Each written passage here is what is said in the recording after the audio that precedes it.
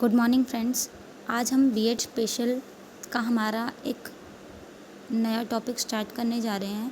हमारी BEd special की book है बेसिक रिसर्च एंड स्टैटिक्स। इस बुक में 3 यूनिट दी गई हैं। 3 यूनिट का जो यूनिट फर्स्ट है इंट्रोडक्शन टू रिसर्च, इसका हम 1.1 करने जा रहे हैं। पहले मैं आपको ये क्लियर कर देती हूँ कि रिसर्च होती क्या है। रिसर्च का मतलब है ज्ञान की खोज करना। ठीक है, तो रिसर्च 2 शब्दों से मिलकर बना है, री प्लस सर्च। री का मतलब होता है पुनः और सर्च का मतलब होता है खोजना। तो किसी चीज़ को बार बार खोजना ही रिसर्च कहलाती है। और अगर हम इसका हिंदी में अर्थ देखें तो हिंदी में भी ये 2 शब्दों से मिलकर बना है, अनु प्लस संधान।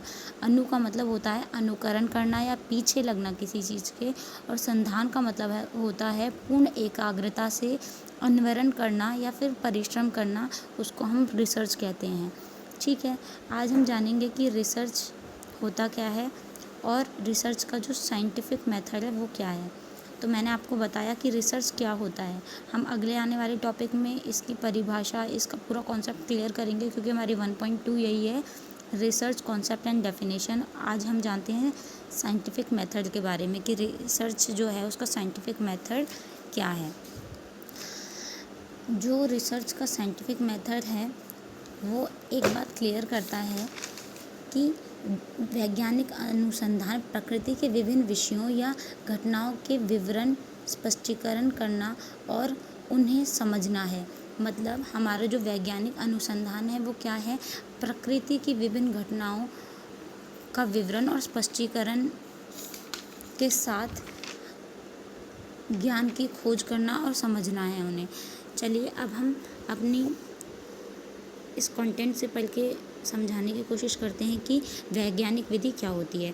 वैज्ञानिक विधि प्रयोग या अध्ययन करने का एक व्यवस्थित तरीका है। ये एक सिस्टमैटिक वे में हम खोज करते हैं तो उसको हम वैज्ञानिक विधि कहते हैं, ताकि आप दुनिया में देखी गई चीज़ों का पता लगा सकें और उनके बारे में सवालों के जवाब दे सकें।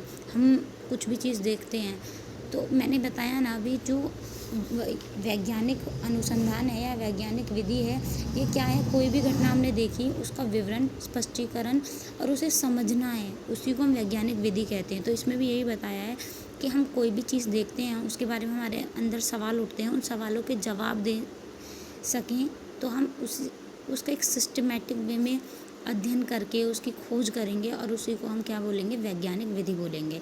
वैज्ञानिक विधि जिसे हाइपोथेटिको डिडक्टिव विधि के रूप में भी जाना जाता है, चरणों की एक श्रृंखला है। अच्छा, इस चरणों की श्रृंखला का मतलब क्या है, ये स्टेप टू स्टेप चलता है, जो आपके द्वारा देखी गई चीज़ों का सटीक वर्णन करने या उनके बारे में आपकी समझ को बेहतर बनाने में काफ़ी मदद करता है। तो वैज्ञानिक का मतलब आप जानते ही हैं, प्रैक्टिकल चीज़। ठीक है, तो प्रैक्टिकल चीज़ हम जो भी देखते हैं या प्रैक्टिकल वे में हम जो भी कार्य करते हैं तो उसका क्या होता है, एक सटीक वर्णन मिलता है, एक स्पष्ट वर्णन मिलता है, और वो क्या करता है, हमारी समझ को और ज़्यादा बेहतर बनाता है। तो उसी को हम क्या बोलते हैं, वैज्ञानिक विधि बोलते हैं। वैज्ञानिक विधि के उद्देश्य क्या हैं उनके बारे में जानते हैं। आपने जो कुछ देखा है उसके बारे में प्रश्न पूछकर कारण और परिणाम का संबंध पता लगाना ही क्या है, हमारी वैज्ञानिक पद्धति है। आपने जो कुछ भी देखा है उसके बारे में जितना संभव हो सके साक्ष्य एकत्रित करना, क्योंकि इससे आपको अपने साक्ष्य और आपने जो देखा है उसके बीच संबंध का पता लगाने में मदद मिल सकती है। ठीक है, थर्ड है इसका, निर्धारित करें कि क्या आपके सभी साक्ष्यों को संयोजित करके आपके प्रश्नों का उत्तर इस प्रकार दिया जा सकता है जो सार्थक है। मतलब हमने जो भी डाटा कलेक्ट किया है वो रेलिवेंट भी है हमारी खोज के लिए या हमारी रिसर्च के लिए, या फिर हमारे जो प्रश्न थे उस डाटा से मिल ही नहीं रहे हैं तो वो सार्थक है या नहीं है, ये भी हमारा क्या है, एक वैज्ञानिक विधि का उद्देश्य है। फ्रांसिस बेकन और रेने डेस्कार्टेस को आमतौर पर 16वीं व 17वीं शताब्दी में इस प्रक्रिया के औपचारिक रूप देने का श्रेय जाता है। मतलब इन्होंने इसका फॉर्मल जो फॉर्मेट था वो तैयार किया था। दोनों दार्शनिकों ने तर्क दिया कि शोध को वास्तविक कैसे काम करती है, इसके पूर्व निर्धारित आध्यात्मिक विचारों द्वारा निर्देशित नहीं किया जाना चाहिए। मतलब ये क्या है, रियलिटी पे बेस्ड है ना, तो इसको कोई हम ऐसे ही नहीं बता सकते हैं ना कि अपना कोई ऐसे निर्देश बनाया और उसी के थ्रू कर दिया। नहीं, एक साइंटिफिक मेथड है। उन्होंने परिकल्पनाओं के साथ आने और वास्तविकता के बारे में नई चीज़ों को समझने के लिए प्रेरक तर्क के उपयोग का समर्थन किया। तो उन्होंने क्या किया था, मैंने अभी क्या बताया, ये वास्तविकता मतलब हमने जो देखा प्रैक्टिकल चीज़ों पे ये बेस करता है, तो इसीलिए इसको समझने के लिए प्रेरक तर्कों का समर्थन दिया। वैज्ञानिक विधि के चरण। अब वैज्ञानिक विधि के बहुत सारे स्टेप्स हैं, हम उनके बारे में बात करते हैं। वैज्ञानिक विधि चरणबद्ध समस्या समाधान प्रक्रिया है। इन चरणों में शामिल है, पहला हमारा जो चरण है वो है अपने आसपास की दुनिया का निरीक्षण करें। अपने आसपास की दुनिया को इस जो ये हेडलाइन है इसका मतलब क्या है कि हम अपने आसपास की चीज़ों को देखें, उनके बारे में जानें, और उनके बारे में जब हम किसी चीज़ को देख रहे हैं तो उसको देख के हमारे मन में कोई प्रश्न उठता है, वो क्या है, आपको उसका तत्काल उत्तर नहीं मिलेगा, पर आप इस प्रक्रिया की शुरुआत का पता लगाकर और आपके पहले के लोग इस विषय के बारे में क्या जानते थे, साथ ही वे कौन से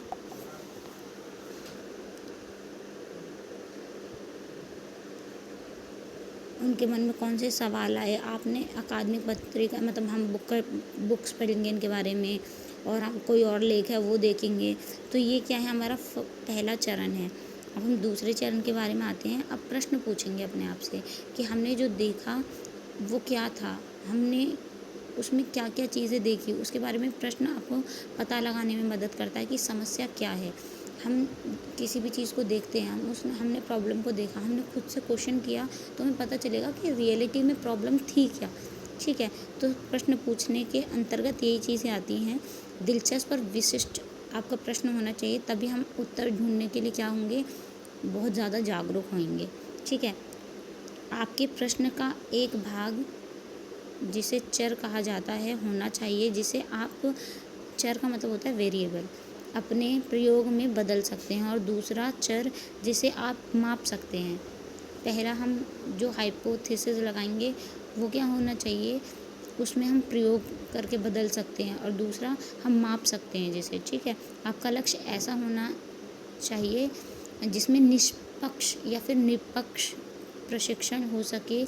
तो तब होता है जब प्रयोग में सभी स्थितियां वैसी ही रखी जाती हैं, सिवाय उस एक के आप जिसे बदल सकते हैं। ठीक है, जिसे प्रयोगात्मक या स्वतंत्र चर कहा जाता है।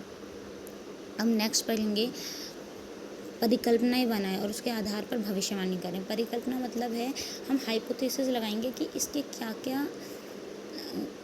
क्या इसमें हम और चीज़ें देख सकते हैं, जैसे हम उसके बारे में और ज़्यादा क्वेश्चंस को आंसर ढूंढने की कोशिश करेंगे। मान लो हमने अपने कमरे में पेड़ लगाया, एक मतलब गमले में रखा पेड़ को, और पेड़ हम रोज़ पानी वगैरह दे रहे हैं पर वो मुरझा रहा है।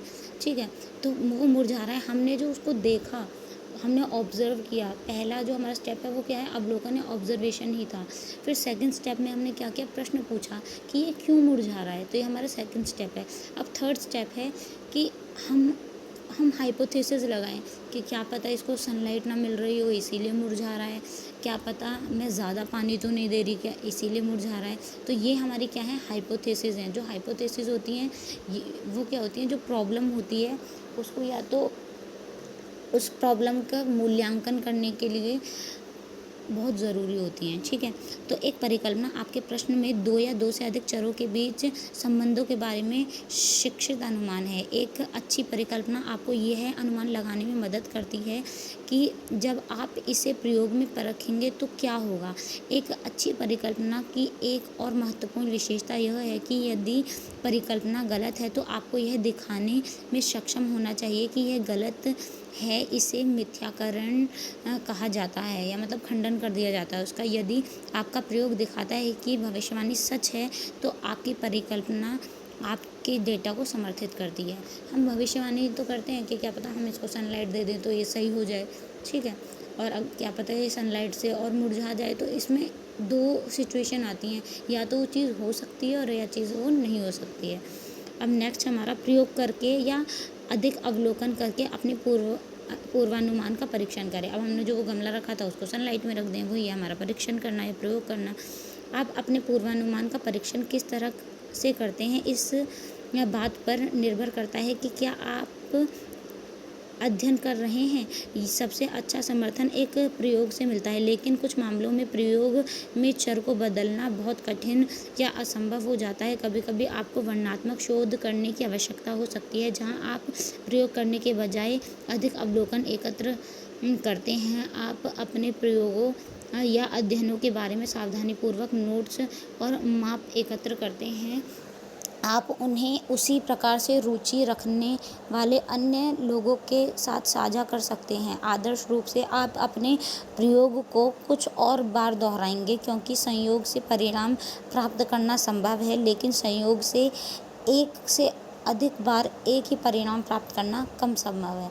अच्छा, इसमें क्या बताया गया है कि हम कई चीज़ों, जैसे मैंने बताया, मेरी प्रॉब्लम थी कि वो गमला था जो उसमें जो प्लांट था वो सूख गया था, तो मैं उसको यहाँ से ले जाके बदल सकती हूँ ना सिचुएशन की। मैं कमरे में से ले जाके मैंने वो छत पे रख दिया, पर कई सिचुएशंस ऐसी होती हैं जो बदल नहीं सकती। मान लो मैं इंक्लूसिव एजुकेशन पे एक रिसर्च कर रही हूँ, तो मैं इंक्लूसिव एजुकेशन को उठा के नहीं ला सकती, पर हाँ उसके बारे में डाटा कलेक्ट करके अपनी नोट्स बना सकती हूँ और उन नोट्स पे हाइपोथेसिस लगा सकती हूँ कि ये सही हैं या नहीं है।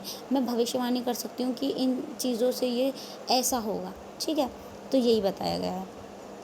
निष्कर्ष निकालेंगे, लास्ट हमारा है कंक्लूड करेंगे। आपने अपने साहित्य अनुसंधान और अपने प्रयोग के दौरान एकत्र किए गए डाटा से अपने विषय के बारे में जो कुछ भी जाना या सीखा उसका विश्लेषण करेंगे। इससे आपको यह तय करने में मदद मिलेगी कि आपके डेटा से निकाला गया निष्कर्ष आपकी परिकल्पना को समर्थित करता है या खंडन करता है उसका। यदि आपके परिणाम आपकी परिकल्पना का खंडन करते हैं, तो आप इस अवलोकन का उपयोग एक नई परिकल्पना बनाने और एक नई भविष्यवाणी करने के लिए कर सकते हैं।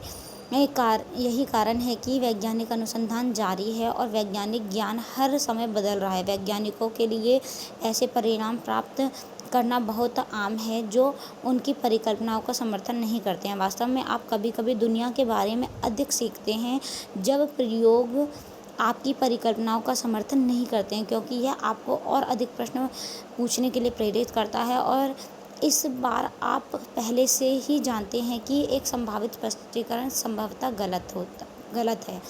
अच्छा, तो इसमें क्या बताया गया है, जब हम कंक्लूड करेंगे तो इससे कंक्लूड करने से क्या होगा, हमारी परिकल्पना सही है या नहीं ये पता चलेगा। अगर परिकल्पना सही है तो ठीक है, पर नहीं है तो हम क्या करेंगे, एक नई हाइपोथेसिस बनाएंगे, एक नई भविष्यवाणी करेंगे कि अच्छा अगर ये सनलाइट की वजह से नहीं मुरझाया तो हम क्या करेंगे, उसको हम पानी कम देंगे। क्या पता हम ज़्यादा पानी दे रहे हो, तो ये क्या हो गई, एक नई हाइपोथेसिस हो गई।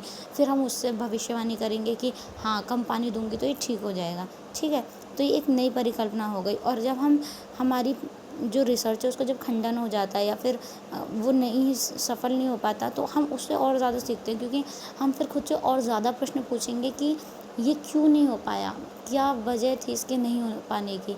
तो यही क्या है, आपकी साइंटिफिक रिसर्च थी या साइंटिफिक मेथड था आपकी रिसर्च का। और इसमें एक लास्ट जो पॉइंट आता है वो क्या आता है, इसको दोबारा दोहराना, इस प्रक्रिया को। ठीक है, तो यही क्या है, आपके जो रिसर्च हैं उसके साइंटिफिक रिसर्च के चरण हैं। ठीक है, तो आज के लिए इतना ही।